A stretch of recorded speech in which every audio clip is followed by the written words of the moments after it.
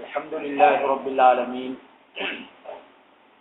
والعاقبة للمتقين ولا عدوان إلا على الظالمين. اللهم صل على محمد وعلى آل محمد كما صليت على إبراهيم وعلى آل إبراهيم،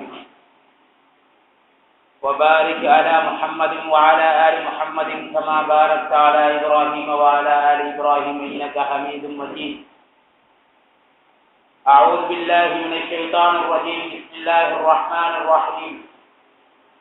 يا أيها الناس اتقوا ربكم الذي خلقكم من نفس واحدة وخلق منها زوجها وبث منهما رجالا كثيرا ونساء واتقوا الله الذي تساءلون به والأرحام إن الله كان عليكم رقيبا.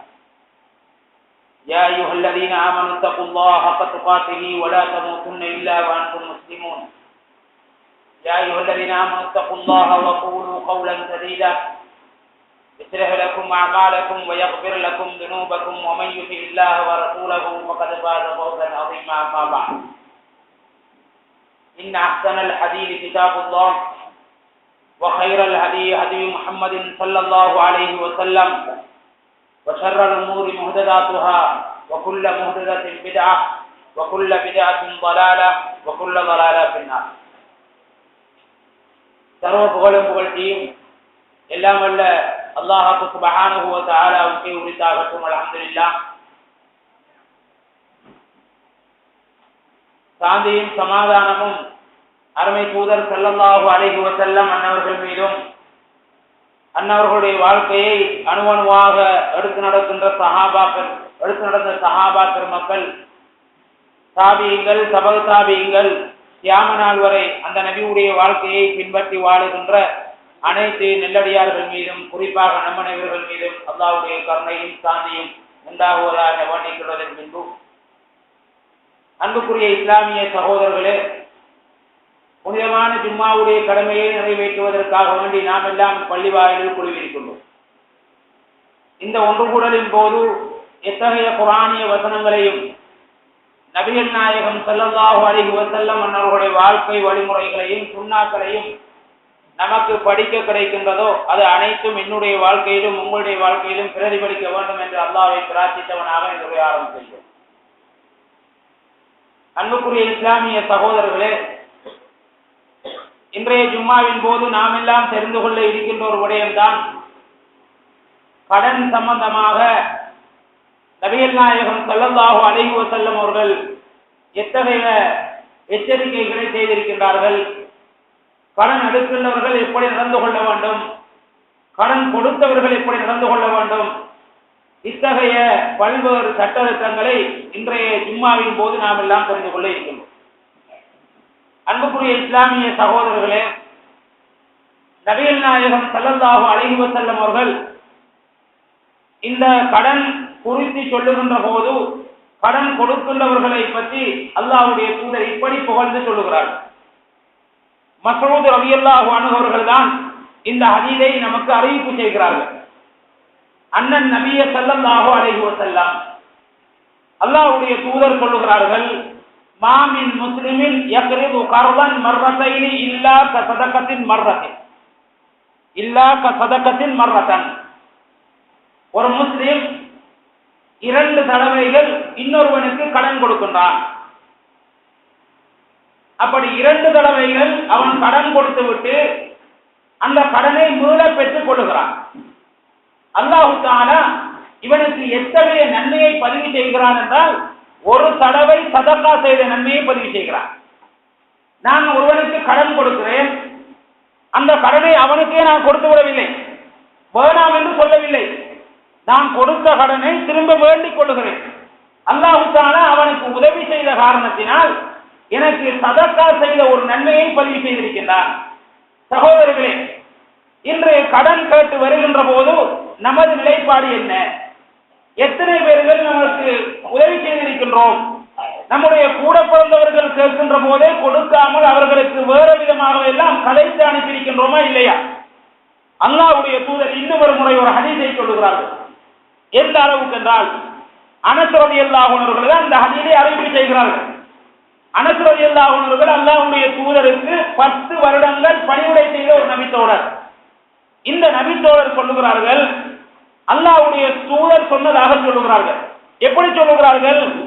அல்லாஹ்வுடைய தூதர் சொல்லுகிறார்கள், உரீது லைலத உஸ்ரிய பி, நான் மிஅராஜ் பயணம் போகின்ற போது எனக்கு காட்டப்பட்டது, எனக்கு அப்படியே தெரிவிக்கப்பட்டது. எப்படி தெரிவிக்கப்படுகிறது? அல்லாஹ்வுடைய தூதருக்கு காட்டப்படுகிறது. ஒரு மனிதர் சதகா கொடுத்திருக்கின்றார். இவருடைய நன்மை என்னவென்று சொன்னால் 10 வீதமாகத்தான் அல்லாஹ் தஆலா பதிவு செய்திருக்கின்றார். இன்னும் ஒரு மனிதர் கடன் கொடுத்திருக்கிறார். இவருடைய நன்மையை அல்லாஹ் 18 வீதமாக பதிவு செய்திருக்கின்றான். இப்போது அல்லாஹ்வுடைய தூதருக்கு இதிலே கொஞ்சம் சந்தேகமாக இருக்கிறது. என்ன இவ்வளவு வித்தியாசமாக இருக்கிறது?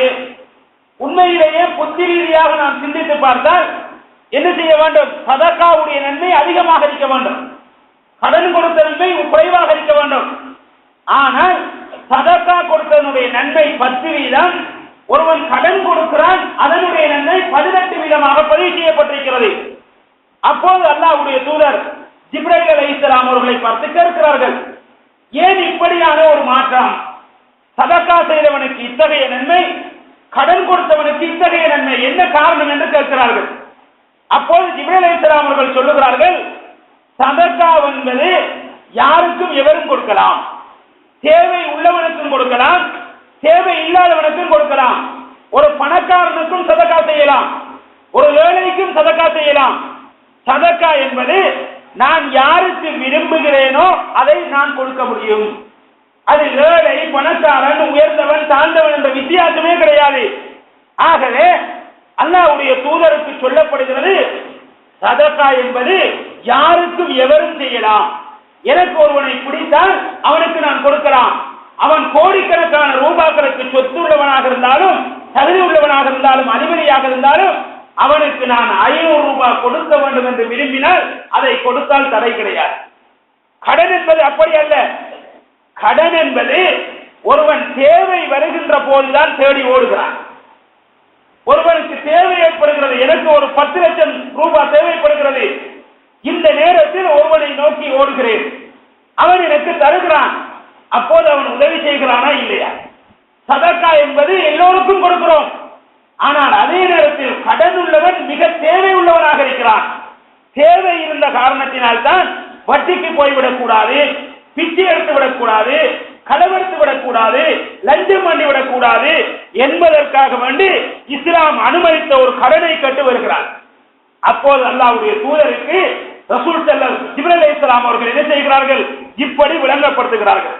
இதற்கு 10 வீதமும் கடனுக்கு 18 வீதமும் நன்மை கொடுக்கப்பட்டதற்கு காரணம் இதுதான் என்று அல்லாஹ்வுடைய தூதருக்கு அங்கே விளக்கம் சொல்லப்படுகிறது. சகோதரர்களே, கடன் என்பது இன்று எப்படி பார்க்கப்படுகிறது? ஒருவன் நம்மிடம் கடன் கேட்டு வந்துவிட்டால் அவனை நாம் எப்படி ஏளனமாக பார்க்கிறோம், அவனை எப்படி இழிவாக பேசுகிறோம். சகோதரர்களே, கடன் என்பது ஒரு வணக்கம் என்பதை நாங்கள் புரிந்து கொள்ள வேண்டும். எப்படி தொழுவது ஒரு வணக்கமோ, ஒருவனுக்கு கடன் கொடுப்பது என்பதும் அதுவும் ஒரு வணக்கம் தான். சதகா செய்த நன்மை, நோன்பு முடித்த நன்மை, தொழுத நன்மையை போன்று நன்மைகளை பதிவு செய்யக்கூடிய ஒன்றுதான் கடன் என்பதை சகோதரர்களை நாங்கள் புரிந்து கொள்ள வேண்டும் என்பது இந்த ஹதீஸிலே இருந்து விளங்குகிறது. அதுபோல சகோதரர்களே, இன்று இந்த கடனை பொறுத்தவரையிலே கொடுக்காமல் இருப்பதற்கு நியாயமான காரணிகளும் இருக்கிறது. என்ன நடக்கிறது? ஒருவன் கடனை வேண்டிவிட்டால் அதை மீள கொடுப்பது கிடையாது. கடனை வேண்டும் வரை அவனிடம் சுற்றி சுற்றி திரிவான், அவனை பின்வடைவான், அவன் போகுமிடமெல்லாம் போவான், அவனை பற்றி எப்படி எல்லாம் பேசுவான். கடனை கையில் எடுத்து விட்டால் அவன் என்ன செய்கிறான்? அதென்பது அவன் யாரோ இவன் யாரோ, நான் காணவே இல்லையே, நான் இவனை கண்டதே இல்லையே, உன்னிடம் கடன் வேண்டியதா, இப்படியெல்லாம் பேசுகிறானா இல்லையா? சகோதரர்களை, இப்படியெல்லாம் பேசுவதற்கு அல்லாஹ்வுடைய தூதர் சொல்லி இருக்கின்ற தண்டனைகளை பின்னால் நாம் பார்ப்போம். அதுபோல சகோதரர், கடன் ஒருவன் எடுத்து விட்டான், நான் ஒருவனுக்கு கடன் கொடுத்து விட்டேன், அந்த கடனை பொறுத்தவரையில் அவனால் தர முடியாமல் தத்தளிக்கிறான். சில மனிதர்கள் அவர்களுக்கு கொடுக்க முடியும், மீள அடைக்க முடியும், அடைக்க முடியுமாக இருந்த போதிலும் அதை கொடுக்காமல் ஏமாற்றுவார்கள். சில மனிதர்கள் அப்படி அல்ல, அவர்கள் கொடுக்க வேண்டும் என்ற எண்ணத்தோடே இருப்பார்கள். ஆனால் அவர்களால் அடைக்க முடியாது. இந்த நேரத்தில் கடன் எடுக்கின்றவர்கள் எப்படி நடந்து கொள்ள வேண்டும் என்றால், அந்த மனிதனிடம் சென்று எனக்கு நான் 10ஆம் தேதி உங்களுக்கு தருகிறேன் என்று போன மாதம் சல்லியை வேண்டினேன் அல்லது ஒரு பொருளை வேண்டினேன், அதை என்னை கொடுக்காமல் போய் முடியாவிட்டால் உடனடியாக அந்த கடன் எடுத்த மனிதனிடம் போய் சொல்ல வேண்டும், எனக்கு கொஞ்சம் கஷ்டமாக இருக்கிறது, கொஞ்சம் அவகாசம் தாருங்கள், நான் இவ்வளவு நாளைக்குள் உங்கள் மீட்டி தருகிறேன் என்று கடன் எடுத்தவன் கடன் கொடுத்தவனிடம் அவகாசம் கேட்டால் கட்டாயம் அவன் அவகாசம் கொடுத்தே ஆக வேண்டும். சூரா பக்ராவுடைய 280வது வசனத்தில் அல்லாஹ் தஆலா இப்படி சொல்லுகிறார்,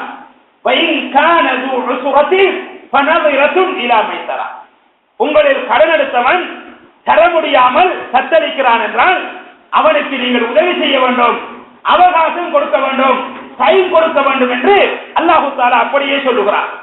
நபிகள் நாயகம் ஸல்லல்லாஹு அலைஹி வஸல்லம் அவர்கள் ஒருவன் கடன் எடுத்து தர முடியாமல் இருக்கின்ற போது அவனோடு நீங்கள் 2 விதமாக நடந்து கொள்ளலாம். ஒன்று, அவகாசம் கேட்டால் அவகாசம் கொடுக்கலாம், இல்லாவிட்டால் அவனுக்கு நீங்கள் அந்த கடனை தள்ளுபடி செய்துவிட முடியும் என்று அல்லாஹ்வுடைய தூதர் சொல்கிறார்கள். இந்த 2 விதமாக நீங்கள் நடந்து கொண்டால் நிச்சயமாக உங்களுக்கு இருக்கின்ற வெகுமதிகளையும் அல்லாஹ்வுடைய தூதர் சொன்னார்கள். எப்படி சொல்லுகிறார்கள்? அல்லாஹ்வுடைய தூதர் சொல்லுகிறார்கள், முஸ்லிமிலே வரக்கூடிய 3006வது ஹதீஸ், மன் அல்லர முஹ்சிரன் அவ் வதஅ அன்ஹு அலல்லஹு அல்லாஹு ஃபீ ظில்லிஹி. அல்லாஹ்வுடைய தூதர் சொல்கிறார்கள், ஒரு மனிதன் கடன் எடுத்தான், அவனுக்கு கொடுக்க முடியாமல் தத்தளிக்கிறான், அவன் நேரம் கேட்கிறான், கொஞ்சம் அவகாசம் கேட்கிறான், அவனுக்கு கடன் கொடுத்தவன் அவகாசம் கொடுத்தால் அல்லது அந்த கடன் வேண்டாம், நீ தர வேண்டிய அவசியம் இல்லை, நீ எப்படி அதை எடுத்து செல்லு, எனக்கு தர வேண்டாம் என்று ஒரு மனிதன் அப்படி அந்த கடனை நீக்கம் செய்துவிட்டால், தள்ளுபடி செய்துவிட்டால் அல்லாஹ்வுடைய தூதர் சொல்கிறார்கள், நாளை மறுமையில் நிழலில் வெயில் ஒரு சாணளவு, மறுமையிலே ஒரு சாணளவு வெயில் இருக்கும். இந்த நேரத்தில் அல்லாஹ் தஆலா 8 கூட்டங்களுக்கு நிழல் வைக்கிறார். 8 கூட்டங்களுக்கு அல்லாஹ் தஆலா தன்னுடைய அரிசின் கீழே வைத்து நிழல் அளிக்கிறான். அந்த 8 கூட்டங்களில் ஒன்று யார்? கடனை தள்ளுபடி செய்தவன் அல்லது அவகாசம் கொடுத்தவன் என்று அல்லாஹ்வுடைய தூதர் சொல்லுகிறார்கள் என்றால், சகோதரர்களை யோசனை செய்து பாருங்கள். நாளை மறுமையில் நாம் ஒரு கடனை தள்ளுபடி செய்தால் நமக்கு முடிவாக இருக்கின்ற போது நமக்கு அதை அவனுடைய ஒரு 10 ரூபாய் காசை நாம் கொடுத்தோம் அல்ல ஒரு 2000 ரூபாய் கொடுத்தோம், இந்த காசு நமக்கு அவன் தர வேண்டிய அவசியமே இல்லை, அல்லாஹ் தஆலா நமக்கு இதுக்கு வெகுமதி வைத்திருக்கிறான்னு சொல்லி தள்ளுபடி செஞ்சிட்டோம்னு சொன்னா அல்லாஹ் தஆலா நமக்கு வைத்திருக்கிற வெகுமதிகளை பாரு. அதுபோல சகோதரர்களே, நபிகள் நாயகம் ஸல்லல்லாஹு அலைஹி வஸல்லம் அவர்கள் சொல்லுகிறார்கள், நாளை மறுமையில் கஷ்டங்களை விட்டு ஒருவன் பாதுகாப்பு பெற வேண்டும் என்று சந்தோஷப்பட்டால், நாளை மறுமையில் அல்லாஹ் எனக்கு ஏற்பட இருக்கின்ற கஷ்டங்களை விட்டும், மறுமையில் எல்லோரும் கஷ்டப்படணும், அந்த கஷ்டங்களை விட்டும் என்னை அல்லாஹ் பாதுகாக்க வேண்டும் என்று எவன் விரும்புகிறானோ சந்தோஷப்படுகிறானோ அவன் என்ன செய்யட்டும், இந்த உலகத்தில் கஷ்டப்படுகின்றவனுக்கு உதவி செய்யட்டும் என்று அல்லாஹ்வுடைய தூதர் சொல்லுகிறார்கள். அதே போன்று சகோதரர்களே, ரசூல் ஸல்லல்லாஹு அலைஹி வஸல்லம் அவர்கள் சொல்லுகிறார்கள், பனு இஸ்ராயீல் அவங்களுடைய ஆட்சி காலத்தில் நடைபெற்ற, வேற நபிமார்களுடைய ஆட்சி காலத்தில் நடைபெற்ற ஒரு சம்பவத்தை சொல்லி காட்டுகிறார்கள். அந்த மனிதர் என்ன செய்திருந்தார்? அந்த நபி மூசா அலைஹிஸ்ஸலாம் அவருடைய ஆட்சி காலத்தில் நடைபெற்ற ஒரு சம்பவம். அந்த மனிதர் பிசினஸ் செய்யக்கூடிய ஒரு தொழில் செய்யக்கூடிய ஒரு மனிதராக இருந்தார். வியாபார கூட்டங்களை அனுப்புவார். வியாபார கூட்டங்களை அனுப்புகின்ற போது அந்த கூட்டத்திற்கு சொல்லி அனுப்புவார், யாராவது உங்களிடம் கடன் எடுத்திருந்து அந்த கடனை தர முடியாமல் அவகாசம் தாருங்கள் என்று உங்களுக்கு சொன்னால் நீங்கள் அவகாசம் கொடுக்க வேண்டாம், அந்த கடனை அப்படியே தள்ளுபடி செய்து விடுங்கள், அல்லாஹ் மறுமையில் எனக்கு ஏற்பட இருக்கின்ற உனக்கு ஏற்பட இருக்கின்ற கஷ்டங்களை எல்லாம் நீக்குவான் என்று அந்த மனிதர் சொல்லுகிறார். அல்லாஹ்வுடைய தூதர் சொல்லுகிறார்கள், நாளை மறுமையில் இந்த மனிதனை அல்லாஹ் எழுப்புகிறான். எழுப்பி என்ன செய்கிறான்? அந்த மனிதன் ஏதாவது நன்மை செய்திருக்கின்றானா என்று பாருங்கள் என்று மலக்குமார்களுக்கு கட்டளை பிறப்பிக்கின்றான். அந்த மனிதனுடைய பட்டோரை அப்படியே விரித்து விரித்து பார்க்கப்படுகிறது. அங்கே மலக்குமார்கள் சொல்லுவார்கள், எதுவுமே இல்லையா அல்லாஹ், இன்னும் பாருங்கள் ஏதாவது இருக்கும். மலக்குமார்கள் பார்த்துவிட்டு இல்லை என்று சொல்லுவார்கள். கடைசியாக பார்த்தால் ஒரே ஒரு நன்மை தான் அவனிலே இருக்கும். என்ன நன்மை என்று தெரியுமா? அவன் பிசினஸ் செய்கின்ற போது கடன் கொடுத்திருந்தான், அவன் மக்களோடு தொடர்பு வைத்திருந்தான். அந்த கடன் கொடுத்த மனிதர்கள் கஷ்டம் என்று சொல்லுகின்ற போது அந்த கடனை வேண்டாம் என்று அவன் அப்படியே தள்ளுபடி செய்தான். அப்போது அல்லாஹ் சொல்லுகிறான், அந்த அடியானுக்கு ஒரு அடியானுடைய கஷ்டத்தை தள்ளுபடி செய்ய இயலும் என்றால் ஏன் எனக்கு படைத்த ரப்புல் ஆலமீனுக்கு இவனுடைய கஷ்டத்தை தள்ளுபடி செய்ய முடியாது? நரகம் என்று எழுதப்பட்டிருந்ததை மாற்றி சுவர்க்கமாக அவனுக்கு பதிவு செய்யுங்கள், சுவர்க்கத்திலே தள்ளுங்கள் என்று அல்லாஹு தஆலா சொல்லுகிறான் என்றால், சகோதரர்களே, நமக்கு எத்தனை விதமான சுவர்க்கங்களை அல்லாஹு தஆலா எவ்வளவு விதத்திலே வைத்திருக்கிறான். எத்தனை யாரும் கடன் இல்லாமல் இதுவரை இல்லை. எல்லோருமே கடனோடு உள்ளவர்கள் தான் இருக்கின்றோம். ஏதோ ஒரு வகையிலே கடன் கொடுத்திருக்கிறோம். ஆனால் சகோதரர்களே, இப்படியான ஒரு நிலையை நாங்கள் ஒவ்வொருவரும் ஏற்படுத்திக் கொள்ள வேண்டும். அதுபோக சகோதரர்களே, நபிகள் நாயகம் ஸல்லல்லாஹு அலைஹி வஸல்லம் அவர்கள் சொல்லுகிறார்கள். எந்த அளவுக்கு அகமதிலே வரக்கூடிய ஒரு ஹதீஸ், இம்ரான் இப்னு ஹுசைன் என்ற ஒரு நபித்தோழர் தான் இந்த ஹதீஸை என்ன செய்கிறார், அறிவிப்பு செய்கிறார். சகோதரர்களே, அந்த மனிதர் என்ன செய்கிறார் என்றால், அல்லாஹ்வுடைய தூதர் சொல்கிறார்கள், உங்களில் ஒரு மனிதர் என்ன செய்கிறார், மக்களுக்கு கடன் கொடுக்கிறார். கடன் கொடுத்து விட்டு அவர் என்ன செய்கிறார், ஒரு நேரத்தை வைக்கிறார். நான் இன்று போய் ஒரு இடத்துல கடன் வேண்டுகிறேன், கடன் வேண்டுகின்ற போது 5ஆம் தேதி ஒரு 10ஆம் தேதி தாரான்னு சொல்லி வேண்டுற, அல்லது ஒரு 30ஆம் தேதி தாரான்னு வேண்டுற. இதே நேரத்தில் 30ஆம் தேதினால கொடுக்க முடியாம போயிட்டு இந்த கடன் தந்தவர் என்ன செய்யறாரு, அவர் பரவாயில்ல வசதி வார நேரம் தரட்டும் சொல்லி அவகாசம் தந்துகிட்டே இருக்கிறார். அவர் குறித்த நேரம் இருக்கிறதா இல்லையா, அதற்கு பிறகு அவகாசம் கொடுக்க ஒவ்வொரு நாளும் சதக்கா செய்த நன்மை அல்லாஹ் பதிவு செய்கிறார். அவகாசம் கொடுத்தார், 10 நாள் அவகாசம் என்றால் 10 நாள் நான் 1000 ரூபாய் கொடுத்தாகிறேன், 10 நாள் நான் 1000 ரூபாய் என்ன செய்திருக்கின்றேன், 10,000 ரூபாய் ஒவ்வொரு நாளுக்கு 1000 ரூபாய் படிப்பார். 10,000 ரூபாவை நான் சதக்கா செய்ததாக அல்லாஹ் தஆலா பதிவு செய்கிறார். சகோதரர்களே, என்ன செய்வது, கடனை திருப்பத்தான் வேண்டிக் கொள்கிறேன், ஆனால் அவனுக்கு தர முடியாமல் தத்தளிக்கிறான் என்பதற்காக வேண்டி நான் நேரம் கொடுக்கிறேன் என்றால் இவ்வளவு பெரிய நன்மையை அல்லாஹ் தஆலா வைத்திருக்கிறார். அதுபோல சகோதரர்களே, நபிகள் நாயகம் ஸல்லல்லாஹு அலைஹி வஸல்லம் அவர்கள் இப்படியான இதே நேரத்திலே சகோதரர்களே, கடன் வேண்டுகின்றவர்களை பொறுத்தவரையில் அவர்களிடத்திலே என்ன நிலைப்பாடு, கடன் வேண்டுகின்றவர்கள் ஒரு நிறுவனத்திலே கடன் எடுத்தால் அதை கடனாக பார்ப்பதே கிடையாது, ஒரு பள்ளி வாயிலில் கடன் எடுத்தால் அதை கடனாக பார்ப்பதே கிடையாது, ஒரு தந்தையிடம் கடன் வாங்கினால் அதை கடனாக பார்ப்பதே கிடையாது, மனைவியிடம் கடன் வாங்கினால் கடனாக பார்ப்பதே கிடையாது, ஒரு அரசாங்கமிடம் கடன் வாங்கினால் அதை கடனாக பார்ப்பது கிடையாது. நபிகள் நாயகம் ஸல்லல்லாஹு அலைஹி வஸல்லம் அவர்கள் அப்படி சொல்லவில்லை. கடன் என்ற பெயரில் நீங்கள் யாரிடம் எடுத்தாலும் சரிதான், அரசாங்கம் எடுத்தாலும் சரி, பள்ளி வாயிலில் எடுத்தாலும் சரி, அல்லது தந்தையிடம் எடுத்தாலும் சரி, உங்களுக்கு மிக நெருக்கமானவர்களிடம் எடுத்தாலும் சரி, எப்படிப்பட்டவரிடம் எடுத்தாலும் அது கடன் தான்.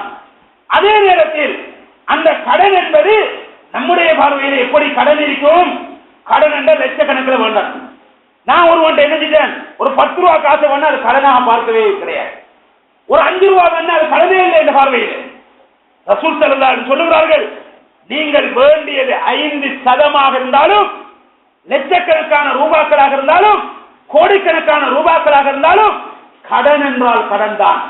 அல்லாஹ்வுடைய பார்வையில் கூடியதா குறைந்ததா என்பது கிடையாது, கடனா இல்லையா என்பதுதான் பார்க்க வேண்டியது.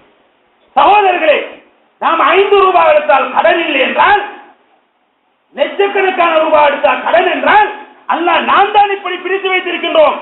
அல்லாஹ்வோ தூதரோ இதை இப்படி பிரிக்கவில்லை. அல்லாஹ்வும் தூதரும் நான் 5 ரூபாய் எடுத்தாலும் 10 ரூபாய் எடுத்தாலும் சின்ன தொகை எடுத்தாலும் அது நிச்சயமாக அல்லாஹ்வுடைய பார்வையிலே அது கடனாகவே இருக்கிறது. 5% இன்று யாரும் கடனாக பார்ப்பது கிடையாது, 5 ரூபாவை கடனாக பார்ப்பது கிடையாது. ஏன், 1000 ரூபாய் எடுத்தாலும் அதுவும் கடன் கிடையாது. பார்க்கிறோமா இல்லையா? இன்று கோடிக்கணக்கான ரூபாக்களுக்கு ஒருவன் வேண்டினால் அது மாத்திரமே கடன். சகோதரர்களே, அல்லாஹ் தஆலா கடன் எடுத்தாயா இல்லையா என்பதுதான் பார்க்கிறானே தவிர, நீ எடுத்தது கோடிக்கணக்கான ரூபாவா அல்லது குறைந்த ரூபாவா என்பதையெல்லாம் பார்ப்பது கிடையாது. 5% அல்லாஹ்விடத்திலே கடன் தான், கோடிக்கணக்கான ரூபாவும் கடன் தான். சில நேரங்களில் என்ன செய்வோம் தெரியுமா, கடையில போய் ஒரு 15,500 ரூபாய் கடன் வைப்போம். நம்ம போய் என்ன செய்வோம்? 15,000 ரூபாய் காசு கொடுத்துருவோம். 500 ரூபாய் கடனாகவே பார்க்கிறது இல்லை. அது அப்படியே இருந்து கொடுக்கவே மாட்டோம். அல்ல என்ன செய்வோம்? நாம ஒரு 503 ரூபாய் கொடுக்கணும்னா 500 ரூபாய் காசு கொடுப்போம். 3 ரூபாய் காசு கொடுக்க மாட்டோம். அப்ப இது கடன் இல்லையாது. நாம தான் பிரிச்சு பார்க்கிறோம். அல்லாஹ் பிரிக்கவே இல்லை. அல்லாஹ் பெரிய தொகைக்கும் ஒன்றுதான், சின்ன தொகைக்கும் ஒன்றுதான். நபிகள் நாயகம் ஸல்லல்லாஹு அலைஹி வஸல்லம் என்ன சொல்லுகிறார்கள் இன்று பார்க்கிறோமா இல்லையா? நமது நிலையில நாம் இன்னைக்கு சொல்றோம் என்ன? கடன் உறவுக்கு தொகை சொல்லுகிறோமா இல்லையா? இன்று மட்டும் கடன் இல்லை. சில கடைக்கு போனீங்கன்னா இன்று மட்டும் கடன் இல்லை, கடன் உறவுக்கு பகை போட்டுருவாங்க. ஆனா அல்லாஹ்வுடைய தூதர் அப்படியா சொல்றாங்க? உறவுக்கு மட்டுமா அது பகை? சுவர்க்கத்துக்கே பகைதான். அல்லாஹ்வுடைய தூதர் ஒரு நபித்தோழர் வருகிறார். யா ரசூலல்லாஹ், நான் என்ன செய்கிறேன்?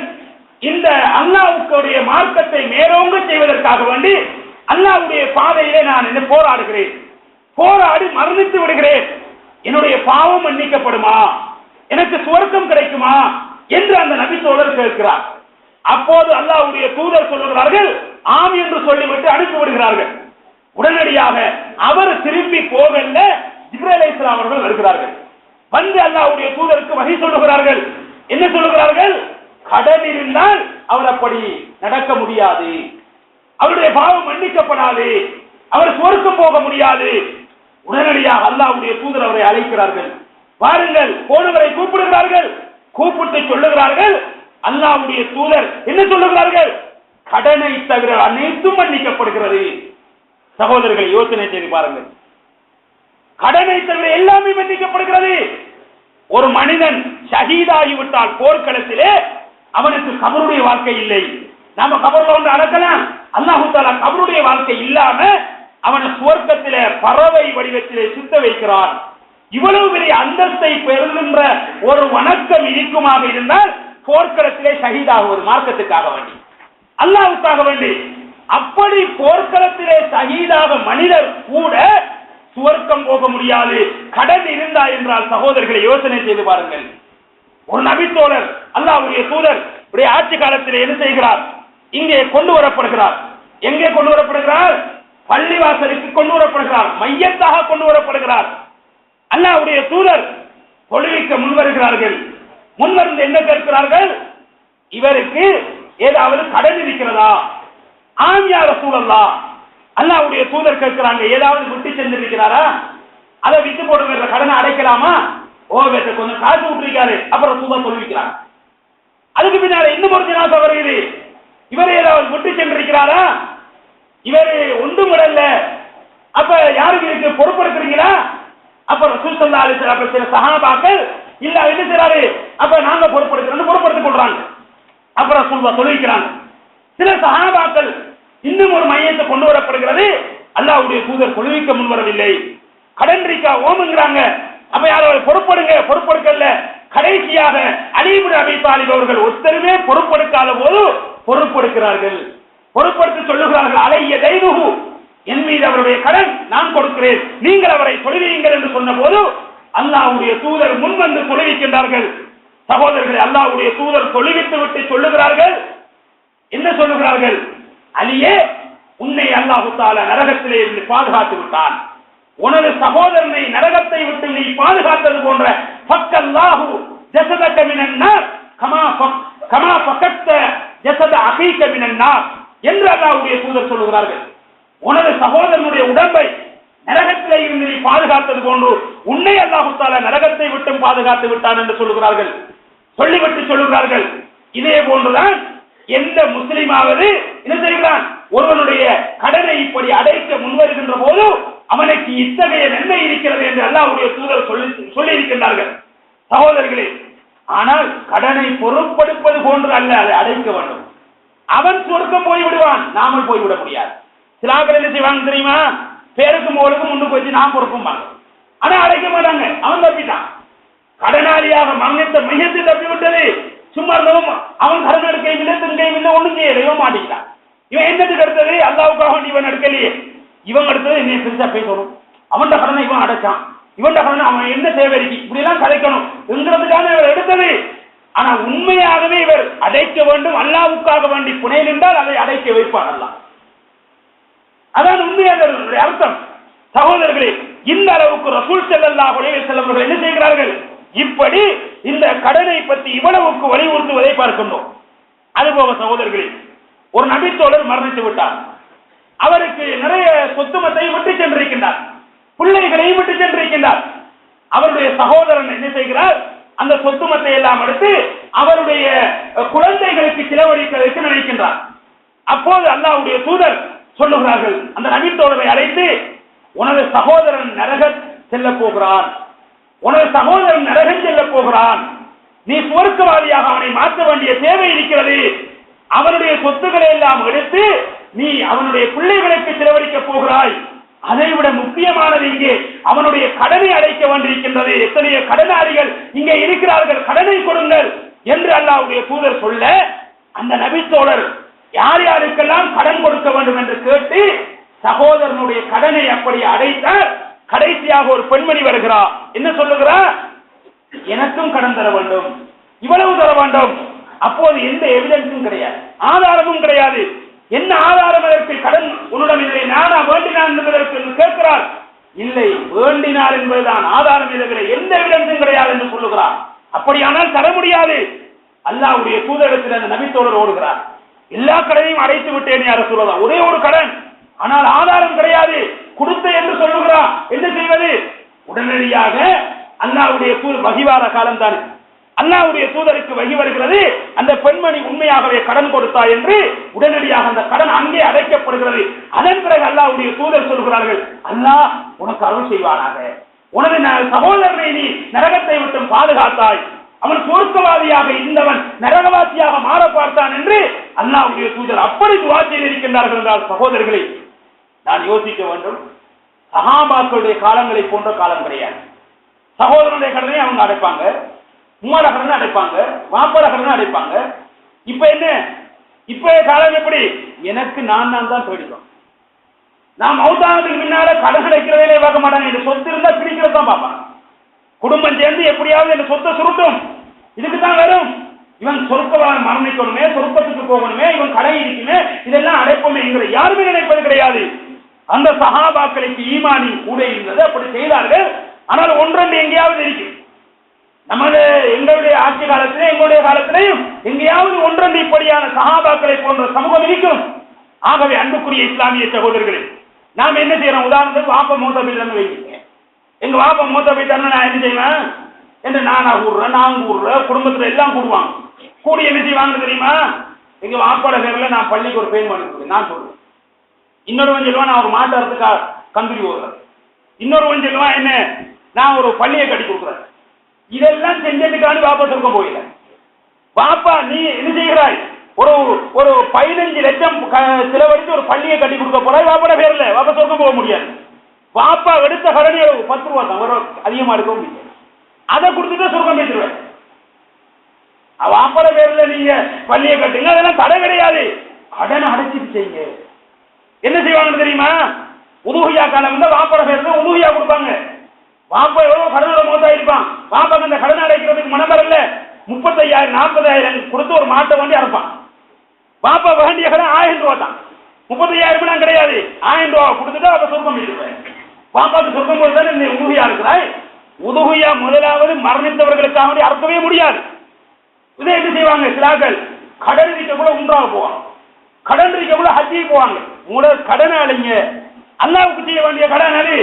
முதல்ல உங்களோட கடனை மனுஷனுக்கு செய்ய வேண்டிய கடனை முதல்ல அழைச்சு கொடுங்க, அதுக்கு பின்னால மத்தைய செய்யுங்க. அப்ப இதுல எந்த பிரச்சனையுமே கிடையாது. சும்மா டிராவல்ஸ்காரன் என்ன செய்வான்? எப்படியாவது அவனை கொண்டு போய் எப்படியாவது உழைக்கணுங்கிறதுக்காண்டி கடன் இருந்தாலும் பரவாயில்ல ஹஜ்ஜத்தான் நிறைவேற்றணும், அப்படியெல்லாம் சட்டமே கிடையாது. கடன் இருக்கிறதா? கடன் தான் முதல், கடன் நிறைவேற்றுங்கள். உங்களுக்கு அந்த ஹஜ் வணக்கம் வேண்டாம், முதலாவது உம்ரா வணக்கம் வேண்டாம்.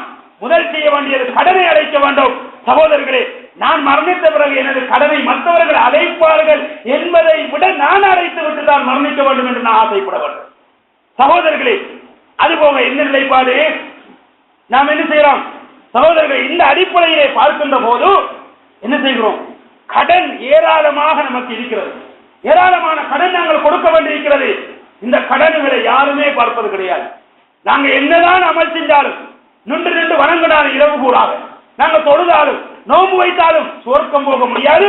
மற்றவனுடைய சொத்துக்களை நாங்கள் சுரண்டி என்ற மேல் மரணித்தால் ரசூல் ஸல்லல்லாஹு அலைஹி சொல்லுகிறார்கள் பாருங்கள் எந்த அளவுக்கு அல்லாஹ்வுடைய தூதர் சஹாபாக்களுக்கு மத்தியில கேட்கிறாங்க அசதுரூன மணில் முஃப்லிஸ் கொஞ்சம் முன்னுக்கு வாங்க இல்ல கொஞ்சம் முன்னுக்கு வந்தீங்கன்னா இடவழி இன்னைக்கு நிற்கிறார்கள்லாம் வந்து உட்கார்ந்து வழியை நிற்கிறார்கள்லாம் உள்ளுக்கு வந்து அன்புக்குரிய இஸ்லாமிய சகோதரர்கள் அந்த அடிப்படையில ஸல்லல்லாஹு அலைஹி வஸல்லம் அவர்கள் என்ன செய்றாங்க சொல்றாங்க அசதுரூன மணில் முஃப்லிஸ் யார் பங்கரோட்காரன் தெரியுமா உங்களுக்கு சஹாபாக்கள் எல்லாம் சொல்றாங்க யார் பங்கரோட்காரன் எங்கள்ல யார் சொத்து இல்லையோ காசு இல்லையோ பணம் இல்லையோ அவன் தான் பங்கரோட்காரன் அல்லாஹ்வுடைய அவன் இல்லப்பா பங்கரோட்காரன் மறுமையில ஒரு பங்கரோட்காரன் இருக்கிறான் யார் அவன் இந்த உலகத்திலே பெரிய நன்மைகளோடு மரணிப்பான் நிறைய தொழுகைக்கும் நிறைய நோம்பிரிக்கும் நிறைய தான தர்மம் செஞ்சிருப்பான் நிறைய வணக்கம் எல்லா விதமான நன்மை செஞ்சிருப்பான் ஆனால் மறுமையிலே அவனுடைய நன்மைகள் எல்லாம் இல்லாமலாக்கப்பட்டு விடும் எப்படி இவனை சுவர்க்கவாதி என்று அல்லாஹ் தஆலா ஜட்ஜ்மென்ட் பண்ணிடுவான் பண்ணதுக்கு பின்னால ஒருவன் எழுப்புவான் எழுப்பி என்ன செய்வான் யா அல்லாஹ் இவன் என்னை அடிச்சானே அதுக்கு என்ன நன்மை என்ன செய்ய உலகத்தில் இருந்தா ஏதாவது பண்ணி கொடுக்கலாம் அங்க என்ன செய்யலாம் நம்மளோட நன்மை தான் போகும் அப்ப ஒவ்வொருவரா எழுப்புவாங்க எனக்கு அது செஞ்சான் அப்படி செஞ்சான் இப்படி செஞ்சான் என்று சொல்லும் போது எல்லா நன்மையும் பறித்து கொடுக்கப்படும் இன்னும் சில ஆட்கள் எழுப்புவாங்க அப்ப எனக்கு அடிச்சிருக்கிறானே என்னையே எப்படி செஞ்சிருக்கிறானே என்னுடைய சொத்தை படைச்சிருக்கிறானே அதுக்கு என்ன அப்ப நன்மையை பார்த்தா நன்மை ஒன்றுமே இல்லை கொடுக்கறதுக்கு ஒன்றுமே இல்லை நன்மை தானே நன்மையை படுத்தி கொடுக்கலாம் அப்ப உடனடி அல்லாஹ் தஆலா இவனுடைய தீமையெல்லாம் எவன் முறைப்பாடு செய்கிறானோ அவனுடைய தீமையெல்லாம் அள்ளி அவனுடைய தவணையிலே அப்படியே சுமத்தி விடுவான் பாத்தீங்களா பெரிய மூட்டை தொழுகையோடு பெரிய வணக்கத்தோடு பெரும் பெரும் நன்மைகளோடு வந்த ஒரு மனிதன் கடைசியாக சுவர்க்கம் போக வேண்டியவன் நரகம் போகிறான் என்றால் சகோதரர்களை நாம நினைச்சுக்கிட்டு இருக்கோம் செய்கிற தவறெல்லாம் செஞ்சு போட்டு அல்லாஹ்வை ஏமாத்தலாம் நினைக்கிறோம் மனுஷனை தான் ஏமாத்தலாம் நம்ம செய்ய வேண்டிய பாவத்தெல்லாம் செஞ்சுட்டு மனுஷனுக்கு எல்லாம் அநியாயத்தையும் செஞ்சுட்டு ஹஜ்ஜி போனா ஹஜ்ஜி அழிக்கும் நினைக்கிறோம் நாம உம்மாவை அடிச்சு போட்டு ஹஜ்ஜி போனா அந்த பாவம் அழியுமா அந்த பாவம் அழியாது நீங்க என்னதான் வணக்கம் செஞ்சாலும் சரி சகோதரர்களை இப்படியான நிறைய மனிதனுக்கு செய்ய வேண்டிய இந்த விடயங்களில் நாங்கள் ஏமாளியாக இருக்கின்றோம் மனிதனுக்கு செய்கின்ற அநியாயத்தை எல்லாம் செய்கிறோம் செய்துவிட்டு அல்லாஹ்வை ஏமாத்தலாம் என்று நினைக்கின்றோம் அல்லாஹ் ஏமாளி அல்ல நாங்கள் தான் ஏமாறுகிறோம் நாங்கள் ஏமாந்து போகிறோம் அல்லாஹ் உண்மையாகவே நிதானமாக நுண்ணறிவு உள்ளவனாக இருக்கின்றான் நம்முடைய மடத்தனத்தினால் நாம் நினைக்கின்றோம் அல்லாஹ்வை ஏமாத்தலாம் என்று இந்த உலகத்திலே இருக்கின்ற கோட்டை போன்றது அல்ல இந்த உலகத்திலே இருக்கின்ற நீதிமன்றத்தை போன்றது அல்ல அங்கே நீதிபதியாக இருப்பவன் அல்லாஹ் அவன் எப்படி ஏமாற்ற முடியும் எல்லாம் அப்படி அல்லாஹ் விரிச்சுடுவான் இதை செஞ்சியே அதை செஞ்சியே பாரு பாரு பாரு எல்லாம் நம்மிடத்துல இருந்து அல்லாஹ் தஆலா போட்டது அப்படியே தந்துருவான் கையில என்ன நிலைப்பாடு சகோதரர்களை யோசித்து பாருங்க இந்த அடிப்படையில நாம் என்ன செய்யணும் இந்த உலகத்தில நாம எந்த விதமான இந்த அநியாயம் மனிதனுக்கு கடன் என்ற வகையில கொடுக்கல் வாங்கல் எந்த வகையில செய்திருந்தாலும் அவைகள் எல்லாம் நாங்கள் தேடி தேடி மன்னிப்பு கேட்டதை மீள கொடுக்க வேண்டிய தேவைப்பாடு சகோதரர்களே நமக்கு இருக்கின்றது அதுபோல சகோதரர்களே நபிகள் நாயகம் ஸல்லல்லாஹு அலைஹி வஸல்லம் அவர்கள் என்ன செய்கிறார்கள் உங்களில் ஒருவன் பெருமையோடு மரணிக்க வேண்டாம் உங்களில் ஒருவன் மற்றவனை ஏமாற்றி மரணிக்க வேண்டாம் உங்களில் ஒருவன் கடனோடு மரணிக்க வேண்டாம் இந்த மூன்றும் இல்லாமல் நீங்கள் மரணித்தால் நிச்சயமாக சுவர்க்கம் நுழைவீர்கள் என்று அல்லாஹ்வுடைய தூதர் சொன்ன ஹதீஸ் தாரமி என்ற கிரந்தத்திலே 2592வது ஹதீஸாக பார்க்கிறோம் அதுபோல சகோதரர்களே கடனை எடுத்த மனிதன் என்ன செய்ய வேண்டும் கடனாளியும் கடன் கொடுத்தவனும் கடன் எடுத்தவனும் நடந்து கொள்ள வேண்டிய முறைகளில் அடுத்தது ஒன்று என்னவென்று தெரியுமா கடனை எடுக்கும் போது எழுத கடன் 10 ரூபா கொடுத்தாலும் எழுதுங்க 5 ரூபா கொடுத்தாலும் எழுதுங்க சட்டம் அல்லாஹ் தஆலா இந்த குர்ஆனில் மிகப்பெரிய ஒரு சூரா பக்ரா அதிலே மிகப்பெரிய ஒரு வசனமாக கடனுடைய வசனத்தை தான் அல்லாஹ் சொல்லுகிறார் ஆகவே சகோதரர்களே என்ன செய்ய 280வது வசனம் சூரா பக்ராவிலே மிகப்பெரிய வசனம் அந்த வசனத்திலே அல்லாஹ் தஆலா என்ன சொல்லுகிறான் என்றால் சகோதரர்களை கடன் கொடுத்தால் எழுதி போட்டு கொடுங்க சாட்சி வைங்க எழுதுறவர்களும் சாட்சிக்கு நிற்கின்றவர்களும் நியாயமாக நடந்து கொள்ளட்டும் அவர்களை ஏமாற்றி விட வேண்டாம் அவர் பக்கம் இவர் பக்கம் நியாயமற்ற முறையிலே பேசிவிட வேண்டாம் சகோதரர்களே இந்த யாருக்கு தான் கடன் கொடுத்தாலும் நெருக்கமான நண்பனாக இருக்கலாம் அண்ணனாக இருக்கலாம் தம்பியாக இருக்கலாம் மாமனாக இருக்கலாம் யாருக்கு தான் நீங்கள் கடன் கொடுத்தாலும் அதை எழுதிவிட்டு கொடுங்கள் அதை இஸ்லாம் சொல்லுகிறது அல் குர்ஆன் சொல்லுகிறது அல்லாஹ் சொல்லுகின்ற கட்டளை அதிலே நமக்கு கயிறு இருக்கு நன்மை இருக்கிறது அதுபோக சகோதரர்களே கடனை எடுக்கின்ற போது எப்படி எடுக்க வேண்டும் முதல்ல கொடுப்பேன் என்ற எண்ணத்தோடு நம்ம கடன் எடுக்கும் போதும் தான் பாப்பா தங்கம் சிலவி அப்படிலாம் கடன் எடுத்துட்டா அதுக்கு மனிதையும் முடிங்கலாம் என்ன சொல்லுவோம்? கடனை தாப்பா, திருப்பி தாப்பா என்ன சொல்றோம் தெரியுமா? எங்கப்பா உன்னை பார்த்தது, கடன் நோட்டு வாங்கினதா? அப்ப பொலிசி போவான்னு பொலிசி போனா எனக்கு என்ன, எனக்கு லேசா பேசிடுமே. எப்படி லேசி? எனக்கு ஒரு மாசம் 50 ரூபா தான் தரையும், 15 லட்சம் ஒருமிக்க வாண்டுனா மாசம் 50 ரூபா தான் கொடுக்கணும்னு சொல்லுவான். நான் கோர்ட்டு எப்படி விரட்டான்? நீ இவனை விரட்டலாம், இங்கே விரட்டலாம், அல்லாவை நீ விரட்டலாமா? அல்லாவை ஏமாத்தலாமா? சகோதரர்கள், அல்லாவுடைய கோடு என்று கோர்த்து கொண்டிருக்கிறது. அதிலே யாரும் ஏமாந்து விடாதீர்கள். இந்த உலகத்திலே எதுவும் செய்யலாம். இந்த உலகத்திலே உங்களுடைய கூத்து போடுகின்ற உலகம் எதையும் செய்யலாம். அப்படி அதற்காக வேண்டி எப்படியும் நடந்து கொள்ளலாம் என்று நினைக்காதீர்கள். கடன் கொடுக்கின்ற எண்ணத்தோடு நீங்கள் எடுத்துக் கொள்ளுங்கள். அல்லாஹ் நிச்சயமாக கடன் கொடுக்கின்ற வாய்ப்பை ஏற்படுத்துவான் நமக்கு. நம்ம அப்படி கொடுக்காம போனாலும் என்ன செய்வான்? யாரென்றாலும் ஒரு பொறுப்பு சேர்க்குவான். இதான் அல்லாஹ் நல்ல எண்ணத்தோட கடன் எடுக்கும். கடன் கொடுக்கக்குள்ளே எப்படி நினைக்கிறது? இதுக்கு புறம் மண்ணாங்கடி நம்மளை கண்ட எங்க காண போறாரு? நம்ம ஊர்ல சிலாக்கள் கடன் எடுத்தாங்களே, ஊரை விட்டே ஓடிட்டாங்க. சிலாக்கள் உலகத்தை விட்டே போயிட்டாங்களே. கடன் கூடி கூடி எரிஞ்சிட்டான், தூக்கு போட்டான். கடன் கூடி கூடி நஞ்சு குடிச்சிட்டான். கடன் குடி கிணத்துல விழுந்தான். கடன் குடி தீ குடிச்சான். பக்கமா இல்லையா? சகோதரர்கள் யோசிச்சு பாருங்க. சிலாக்கள் கடன் குடி ஊர்ல இல்ல, நாட்டுல இல்ல, சிலாக்கள் என்ன உலகத்திலே இல்லாம போயிட்டான். அப்ப என்ன நிலைப்பாடு? இந்த கடன் சும்மா அநியாயமா கூட கூட கூட நமக்கு குடும்பத்தோட சந்தோஷமா இருக்க புள்ள ஊட்டியோட இருக்க இயலாது. எங்கேயான ஒழிச்சு தலைமுறைவா வாழ வேண்டிய நிலைப்பாடு இருக்கிறா இல்லையா? அல்குர்ஆன் சொல்லுகின்றபடி நாம் என்ன செய்யணும்? கடன் எடுக்கமா, நம்ம கெப்பாசிட்டிக்கு ஏற்பமா எடுக்கணும். அல்லாஹ்வுடைய தூதர் சொல்றாங்க, கடன் எடுக்கிறதாக இருந்தா கொடுக்க வசதி இருக்கும் போது தான் எடுக்கணும். ஏன் நம்ம மொத்த போனா வித்து போட்டாவது அடைக்கணும். நம்ம கடன் ஒன்றுமே இல்லை, எந்த சொத்து மட்டுமே இல்லை. போயிட்டு என்ன செய்யறது? ஒரு சும்மா ஒரு போயிட்டு ஒரு 10 லட்சம் ரூபாய் தாங்க கேட்கறது. அதே காசு மட்டுமே இல்லை, எல்லாம் இப்படித்தான். அது சிலவன் என்ன செய்வாங்க தெரியுமா? ஒரு பைக்கில் கொஞ்சம் தாங்களேன், இவரத்தை போயிட்டு வராம அங்க ஒன்று வித்து போட்டு விட்டுருவான். என்ன நினைக்கிறாங்க? சில பொம்பளை பக்கத்து வீட்டுல கொஞ்சம் மாலையை தாங்க, கொஞ்சம் சாப்பாட்டாங்க, பக்கத்து வீட்டுல கல்யாணம் போயிட்டு வர அங்க ஒன்று ஊர் வச்சுக்குவாங்க. அங்க ஒன்று பார்த்தா செஞ்சுவார்கள், கொண்டு போய் அப்படியே வித்து போட்டுவாங்க. என்ன நினைப்பாரு? அல்லாஹ் பத்தி அச்சம் இருந்தா இப்படி எல்லாம் செய்யலாமா? மர்ம பற்றிய நம்பிக்கை நம்மிடத்துல குறைஞ்ச காரணம் தான் இப்படி எல்லாம் செய்கிறோம். அது போக சகோதரர்களே, எதையே போன்று நாம் என்ன செய்யணும்னு கேட்டா, நம்ம கடன் எடுக்கும் போது எடுத்தவர்கள் திருப்ப கொடுக்கும் போது கொஞ்சம் அதிகமா கொடுக்கலாம். ஒரு 10 லட்சம் ரூபாய் காசு வாங்கினா ஒரு 10 லட்சத்தி ஒரு 10,000 கொடுத்தா தடை கிடையாது. ஆனால் கொடுத்தவர் கேட்கக்கூடாது. கொடுத்தவர் என்ன செய்யக்கூடாது? வாயால கேட்கக்கூடாது. சில அவர் கேட்க மாட்டாரு. நான் இப்போ முதல்ல ஒரு கடன் எடுத்தேன், ஒரு 10 லட்சம் ரூபாய் கொடுக்க கூட 10,20,000 கொடுத்துட்டேன். அப்ப என்ன செய்வாருன்னா இன்னொருவன் கடன் கேட்பான், என்னையோட தேவை உள்ளவனா இருப்பான், அவனுக்கு கொடுக்க மாட்டாரு. இவனுக்கு கொடுத்தா கிடைக்காது, இவனுக்கு கொடுத்தா கொஞ்சம் கூட கிடைக்கும். அப்ப இது வட்டி. அவர் எதிர்பார்க்க கூடாது. ரசூல் ஸல்லல்லாஹு அலைஹி வஸல்லம் அவங்க ஜாபிர் ரலி அவங்க சொல்றாங்க, எனக்கிட்ட ரசூல் தான் கடன் எடுக்கிறாங்க. கடன் எடுக்கும் போது என்ன தெரியுமா? அவங்க மிக அதிகமாக எனக்கு வைத்து தந்தார்கள், நான் எதிர்பார்க்கல. அப்ப நாம என்ன செய்யறது? எதிர்பார்க்க கூடாது. கொடுக்கிறவங்க நமக்கு உதவி செஞ்சான இல்லாத கட்டத்துல அதுக்காக கைமாறு செய்யறது, அவ்வளவுதான். அப்படி நாம கொஞ்சம் எதிர்பார்க்கதானு சொல்லிக் கொள்ளணும். அப்ப இந்த மாதிரியான ஒரு நிலைப்பாடு. அது போக ரசூல் ஸல்லல்லாஹு எந்த அளவுக்கு சொல்றாங்கன்னு சொன்னா, ஒரு மனிதன் கடன் கூட கூட அவன் காதிரா கொடுத்துருவான்.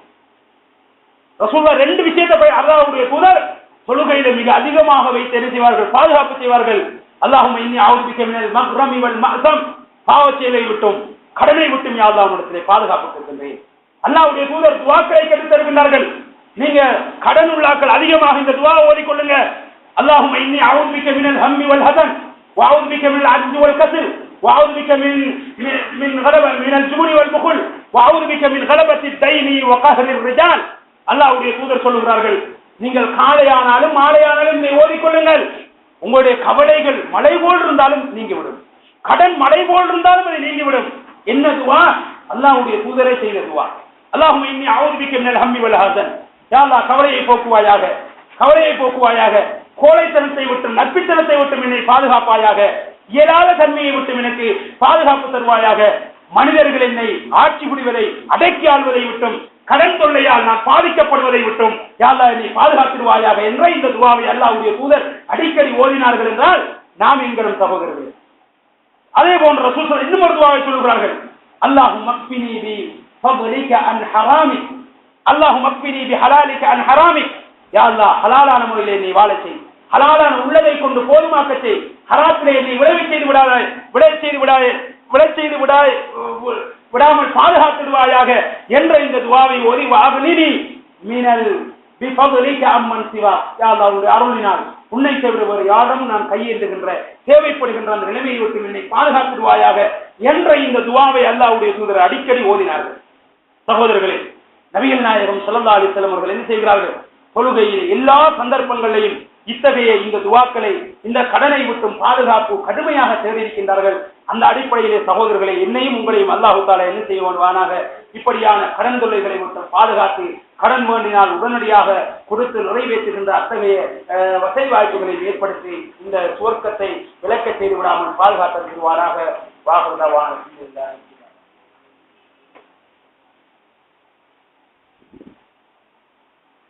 அல்ஹம்துலில்லாஹி ரப்பில் ஆலமீன் والعاقبة للمتقين ولا عدوان إلا على الظالمين.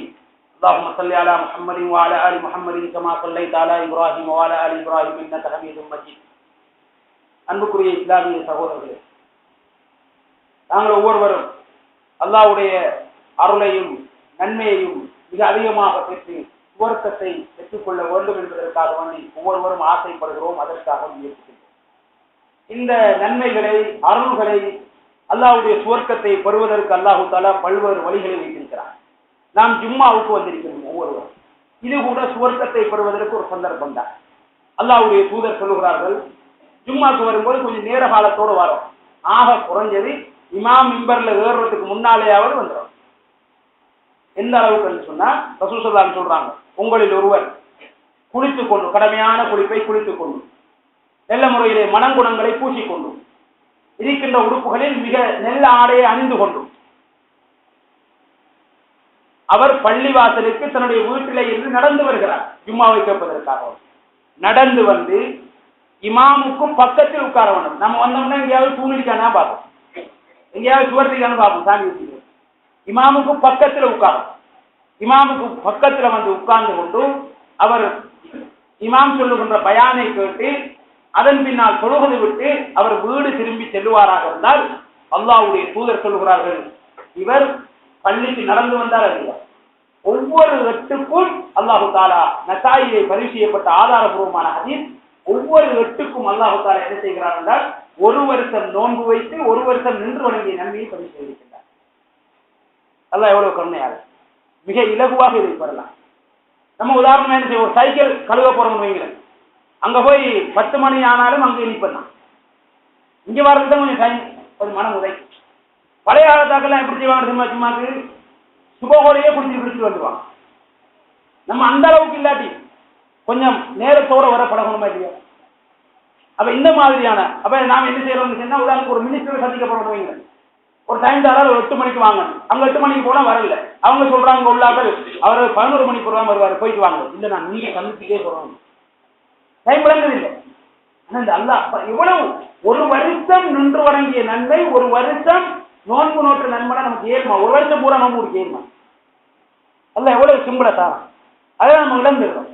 ஆகவே இந்த அடிப்படையில் ஜும்மாவுக்கு என்ன நேர காலத்தோடு வந்து இமாம் ஆக குறைஞ்ச மிம்பர்ல ஏறுறதுக்கு முன்னால் நடந்து நடந்து வருகின்ற பழக்கம் இருக்கணும். பக்கத்துல இருக்கிறாக்கும் பைக்கில் எடுத்து தான் வருவாங்க.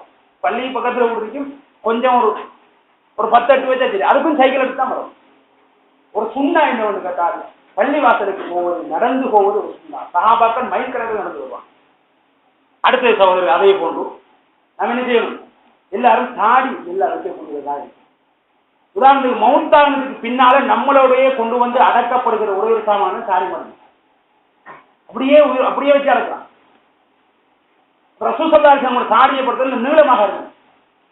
ரசூல் ஸல்லல்லாஹு சஹாபாக்கள் அறிவிக்கிறாங்க, ரசூலுல்லாஹ் புகர் நேரம் அசர் நேரம் தொழுவிக்கின்ற போது அல்ஹம்து சூரா ஓதுனாங்கன்றதை எதை வச்சு அடையாளம் பண்ணுவோம்? ரசூலுல்லாஹ் தாடி இப்படி போயிட்டு ஓதப்பட என்ன தெரியுமா? ரசூலுல்லாஹ் தாடி நீளமாக இருந்தால் இப்படி போயிட்டு வரும், ஒட்டி இருந்தா போயிட்டு வருமா? அப்ப ரசூல் ஸல்லல்லாஹு அலைஹி வஸல்லம் அவங்க நீளமா தாடி வைக்காங்க, அவர் தாடி நீளமாக வைக்கணும்.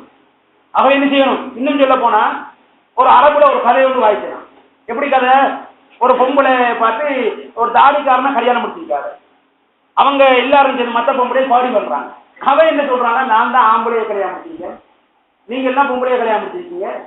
அவன் இன்னைக்கு பாருங்க, நீங்க ஆண்னண்டா மீசரிக்கணும், தாடி இருக்கணும், நீங்க மிருகத்துல கூட பார்க்கலாம். அந்த மாதிரி தான் அல்லாஹ் செட்ட போயிருக்கீங்க, நாம வலிச்சறிஞ்சு ஒடுக்கிருக்கோம். ஆகவே அன்புக்குரிய இஸ்லாமிய சகோதரர்களே, இதெல்லாம் அல்லாஹ்வுடைய அருளை, அல்லாஹ்வுடைய ரஹ்மத்தை மட்டும் தூரமாக்கக்கூடிய செயற்பாடு. அதை நாம் என்ன செய்யணும்? எல்லாரும் நீண்ட தாடிகள், நல்ல பெரிய பெரிய தாடிகள் நாம் வைக்கக்கூடியவர்களா என்ன செய்யணும்? இந்த அல்லாஹ்வுடைய தூதர் செய்கின்ற சுண்ணாக்களை நாம் நிறைவேற்றுகின்றவர்கள் சொல்லிக் கொள்வோம். அதுபோல சகோதரர்களை இன்னொரு விடயம் என்னன்னு கேட்டா, இந்த முஹர்ரம் மாதத்துல பிறை 9, 10 நாங்க ஒவ்வொருவரும் என்ன செய்யணும்? பிறை 9லையும் 10லையும் நோன்பு வைக்கணும். இந்த நோன்பு வைத்தா என்ன நன்மை தெரியுமா? ஒரு வருஷத்துடைய பாவத்தை அல்லாஹ் அழிக்கிறார். ஒரு வருஷம் நாம செஞ்ச பாவம் அழிக்கப்படுகிறது. ஆகவே இந்த முஹர்ரம் மாதம் அழிக்கிறதால பிறை 9லையும் 10லையும் நாம் என்ன செய்யணும்? எல்லாரும் நோன்பு வைக்க வேண்டும். அது மிக முக்கியமான. ரசூல் ஸல்லல்லாஹு அலைஹி வஸல்லம் அவங்க முஹர்ரம் மாசத்துல செய்த விசேஷமான அமல் தான் அது. அவர் ஒன்றுமே கிடையாது. முஹர்ரம் மாசத்துக்கு விசேஷமான அமல் இல்லை, இதான் அமல். நீங்க மற்ற தொழுகிற மாதிரி தொழுங்க, குர்ஆன் ஒரு மாதிரி ஓடுங்க, எல்லாமே செய்யுங்க. விசேஷமா முஹர்ரம் மாசத்துல செய்ய வேண்டிய ஒரே ஒரு அமல் என்ன? முஹர்ரம் மாசம் பிறை 9லையும் 10லையும் நோன்பு வைக்கிறது. ஆகவே அன்புக்குரிய இஸ்லாமிய சகோதரர்களே, அந்த அடிப்படையில என்னையும் உங்களையும் அல்லாஹ் தஆலா இத்தகைய நன்மைகளை செய்து அல்லாஹ்வுடைய உயர்தரமான சுவர்க்கத்தை பெறக்கூடிய நன்மை மக்களாக ஆக்கி அருள்வானாக. வஅகூலு கௌலி ஹாதா வஅஸ்தக்ஃபிருல்லாஹ லி வ லக்கும் வ லிஸாயிரில் முஸ்லிமீன மின் குல்லி தம்பின் ஃபஸ்தக்ஃபிரூஹு இன்னஹு ஹுவல் கஃபூருர் ரஹீம்.